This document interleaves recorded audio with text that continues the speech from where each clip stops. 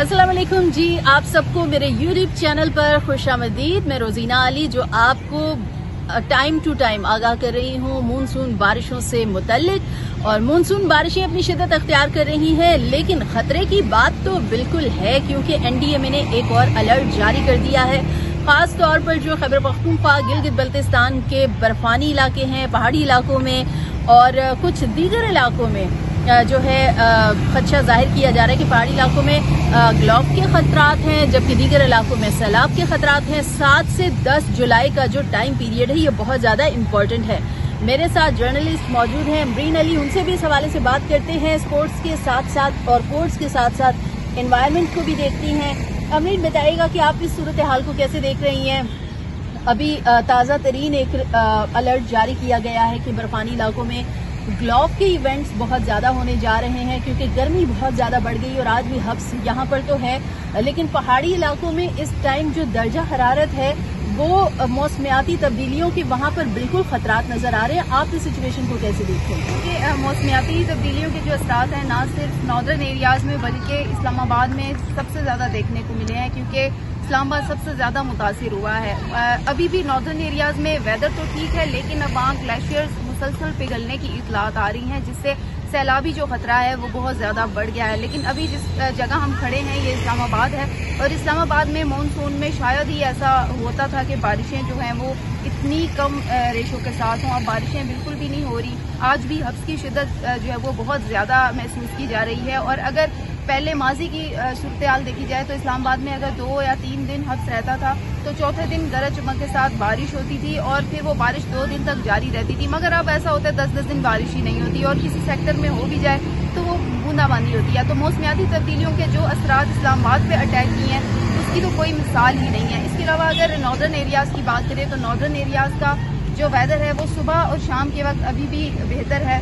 शामें वहाँ ठंडी हो रही हैं, रातें ठंडी हैं। वहाँ गर्मी का तो रोना नहीं रो रहे शहरी, लेकिन वहाँ पर जो ग्लेशियर्स पिघल रहे हैं ये एक अलमिया है। और सैलाब का जो खतरा है वो अब इस कदर बढ़ चुका है कि पिछले अगर माजी के वाकयात उठाकर देख लें, इन्हीं ग्लेशियर्स के पिघलने की वजह से कई होटल बह गए। अम्बर, लेकिन अलमिया ये है कि जहाँ पर रात ठंडी है दिन ठंडा है, तो पहाड़ी इलाकों में दिन गर्म है, वहाँ पर भी गर्मी महसूस की जा रही है। दर्जा हरारत ज्यादा है और दर्जा हरारत ज्यादा होने की वजह से जो ग्लेशियर्स हैं वो तेजी से पिघल रहे हैं, और इन्हीं ग्लेशियर्स के तेजी से पिघलने के बायस जो सैलाब के खतरात हैं वो और ज्यादा बढ़ चुके हैं। तो इस सूरत हाल पर क्या है? बिल्कुल ऐसा ही है। अब खतरात तो बढ़ गए हैं, अब उनकी रोकथाम किस तरह से की जाए ये एक बहुत बड़ा सवालिया निशान है कि आप किस तरह से ग्लेशियर्स को रोकेंगे, और अगर सैलाब आ ही रहा है तो आप उसके लिए क्या इकदाम करेंगे।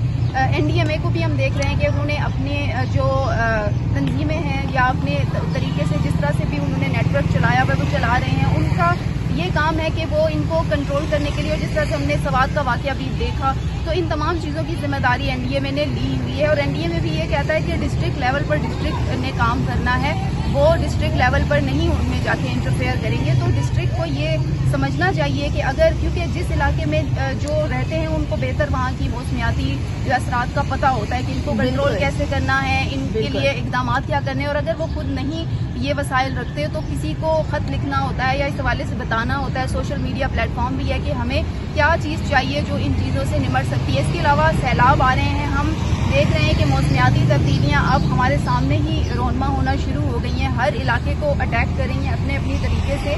तो अब ये जिम्मेदारी तो आला हुक्मरान पर बनती है कि वो छोटे छोटे डैम्स की सूरत में वहाँ पर पानी को एटलीस्ट, अगर वो ग्लेशियर्स को रोक नहीं पा रहे तो कम से कम पानी सेव ही कर लें, ताकि पानी को सेव करना चाहिए। और अम्बर ने जहाँ पर जो एक बड़ा अहम नुकता जिसपे बात की है, सानिया सवाद जिसका गुज़श्ता कई दिनों से जिक्र कर रहे हैं, अगर बात करें कौमी असम्बली की एक कायमा कमेटी है जो कि मौसमियाती और माहौलियाती तब्दीलियों से मुतालिक बनाई गई और उसके अहम इजलास होते रहते हैं। और उसके इजलास के बाद जब उसकी चेयरपर्सन कमेटी मुनज़्ज़ा हसन से हमारी बात हुई तो उन्होंने अमरीन ये बताया कि एनडीएमए ने ये इंकशाफ किया कि 3 माह पहले अलर्ट जारी किया गया था कि सैलाबी सूरत हाल पैदा हो सकती है, पीडीएमए को आगाह किया गया था। अब सवाल तो ये है कि सानिया सवाद फिर क्यों हुआ? अगर 3 माह पहले पीडीएमए को बताया गया था तो क्या पीडीएमए ने इस हवाले से इकदाम नहीं किए थे? दरियाओं के करीब जाने से सयाहों को क्यों नहीं रोका था, पाबंदी क्यों नहीं लगा दी थी। मानसून सीजन जैसे ही स्टार्ट हुआ या बारिशों का आगाज हुआ तो पीटीएमए को चाहिए था कि वो पाबंदी लगा देते, वो वहां पर सयाहों का दाखिला बंद कर देते, दरियाओं के करीब ना जाएं, झीलों के करीब ना जाएं, पहाड़ों के करीब ऐसे जाकर और सैरो तफरी पहाड़ों के बीच में भी ना करें, क्योंकि जब लैंड स्लाइडिंग होती है और बड़े बड़े तोदे आते हैं तो उससे खुदा ना खास्ता वो जो तफरी होती है वो हादसे में बदल जाती है। Thank you so much Amreen. और यहाँ पर मैं आपसे इजाजत चाहती हूँ, जैसे ही सिचुएशन बदलती है या मजीद कोई अपडेट आती है, कोई अलर्ट आता है तो उस हवाले से भी आपको आगाह करूंगी। तो अपडेट रहने के लिए मेरे यूट्यूब चैनल को सब्सक्राइब करना मत भूलें। अपनी दुआ में याद रखिएगा। ठीक है एवरीवन, अल्लाह हाफिज।